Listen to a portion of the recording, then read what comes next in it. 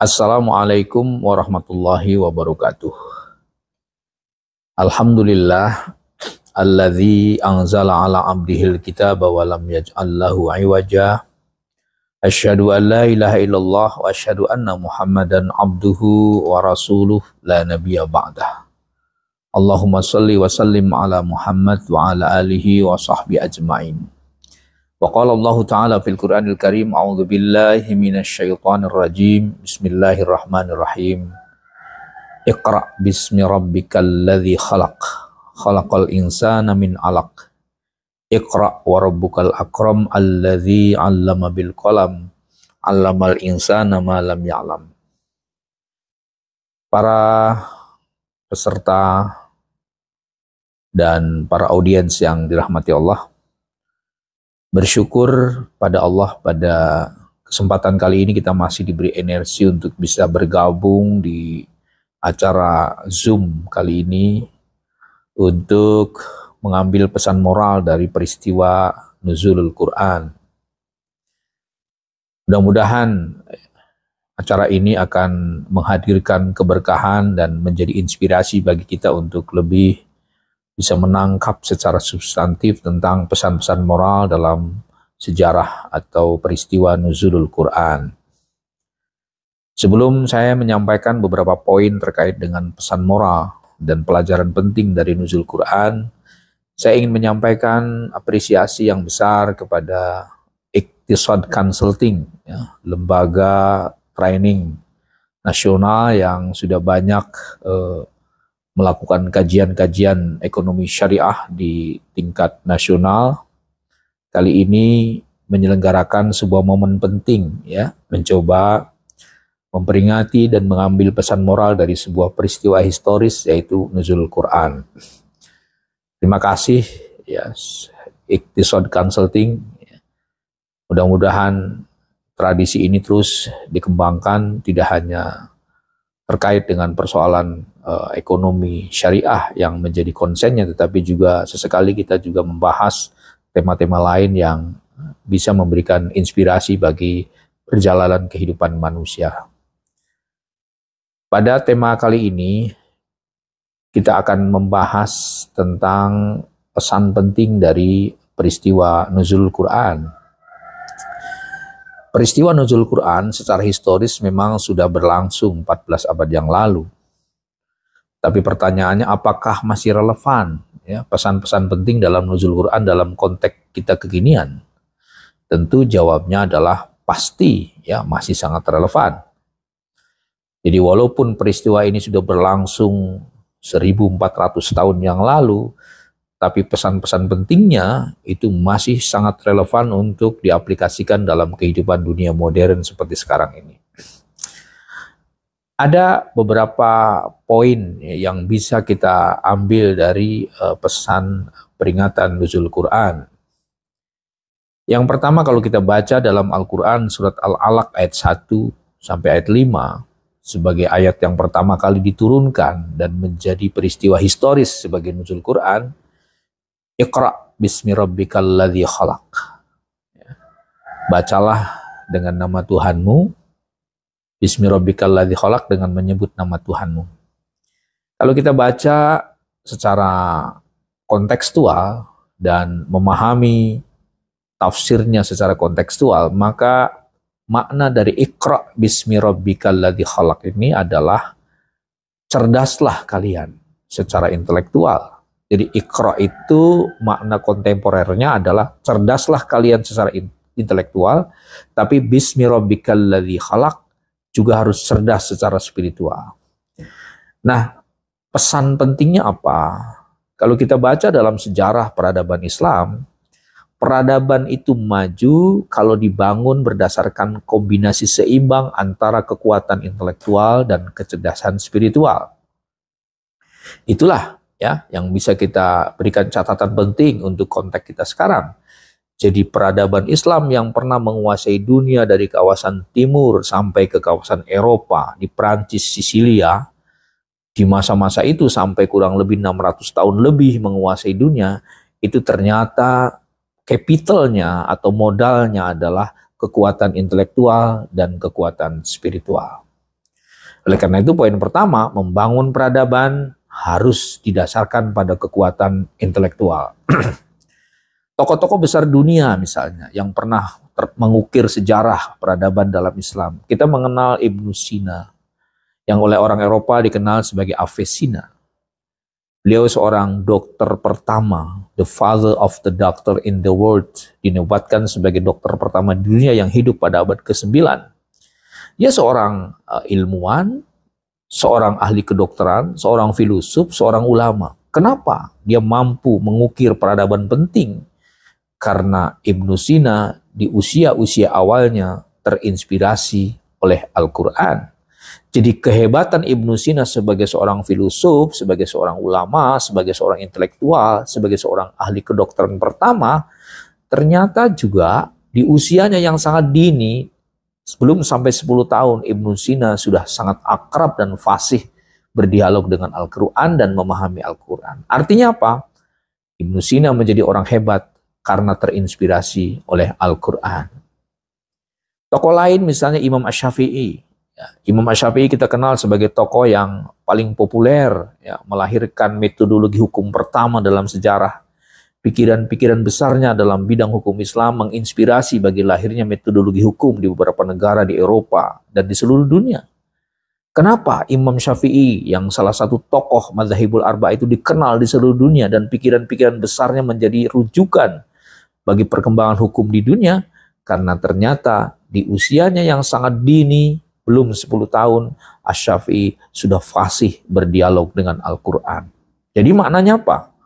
Ketika kita memperingati nuzul Quran, kita tidak terjebak oleh acara-acara seremoni, tetapi justru kita ingin mengambil peran atau pesan bahwa Al-Quran memberikan inspirasi bagi lahirnya peradaban keilmuan. Atau dengan kata lain, sebuah peradaban hanya bisa dibangun dengan kekuatan intelektual.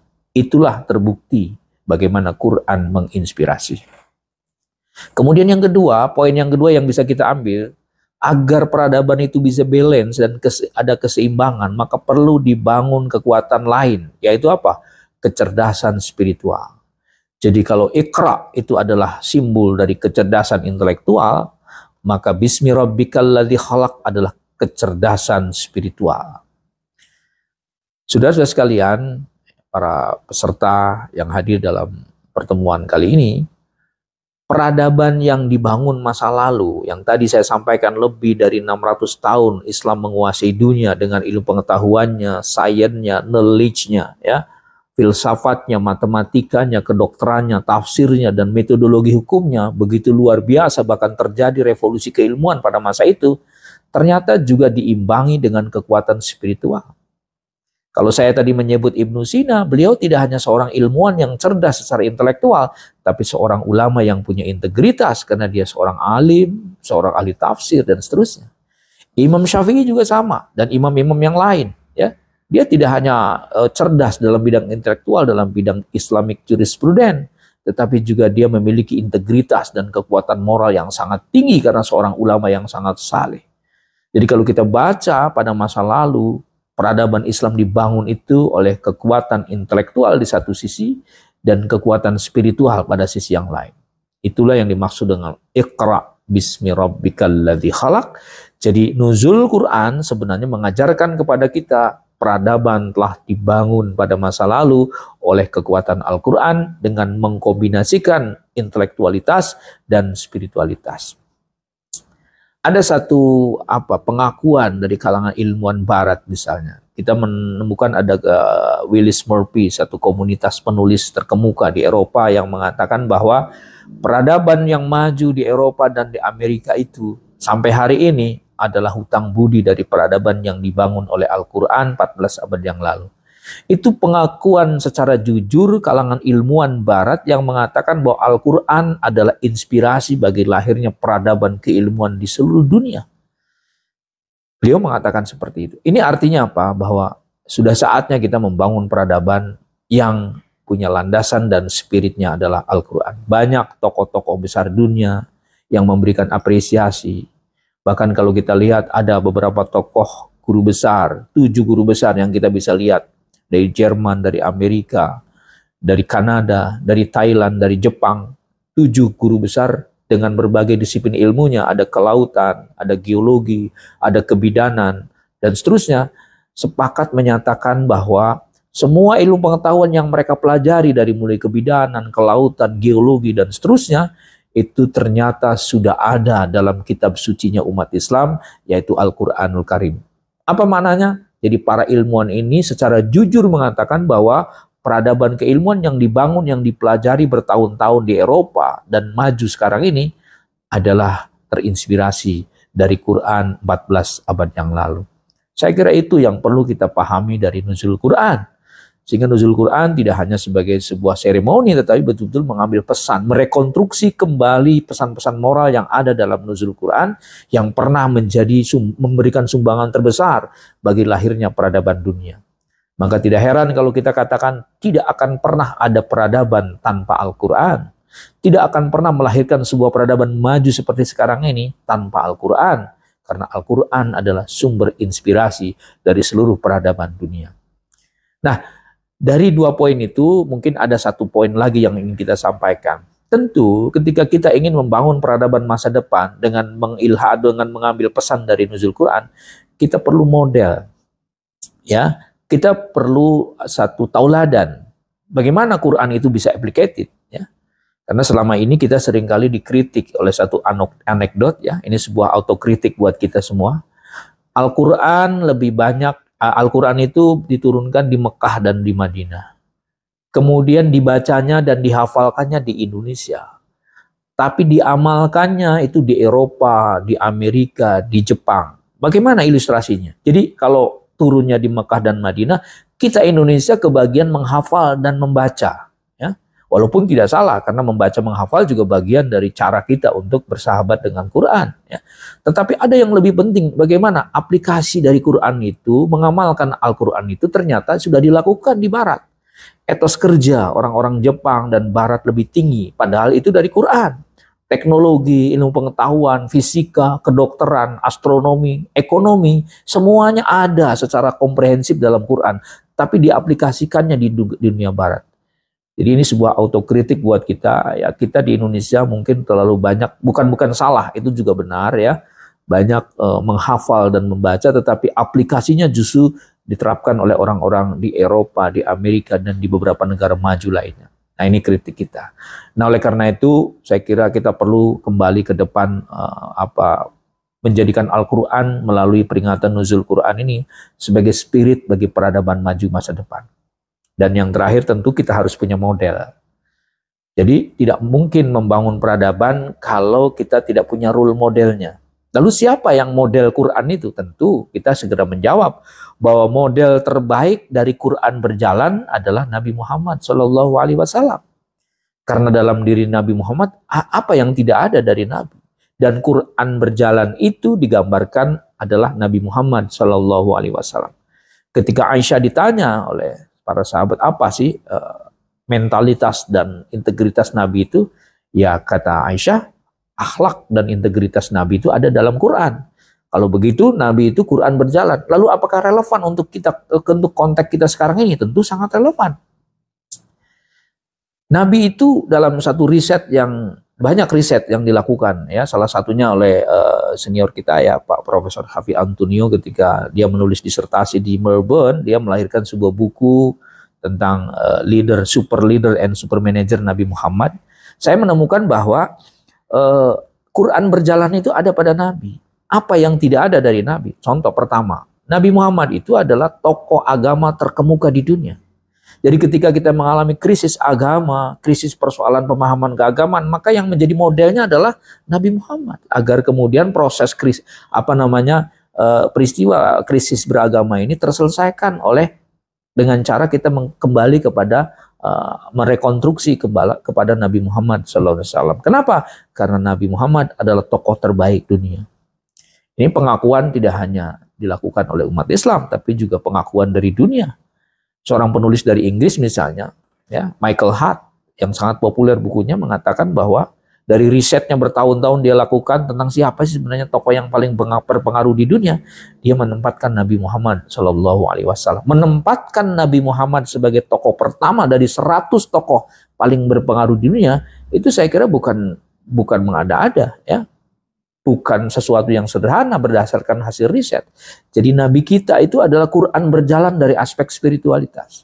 Yang kedua, Nabi Muhammad itu juga menjadi model Quran berjalan dalam bidang ekonomi dan entrepreneurship.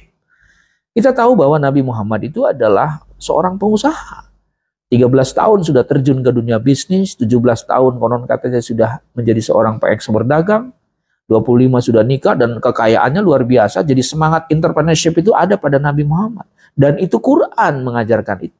Maka Nabi Muhammad Quran berjalan dalam bidang ekonomi dan bisnis.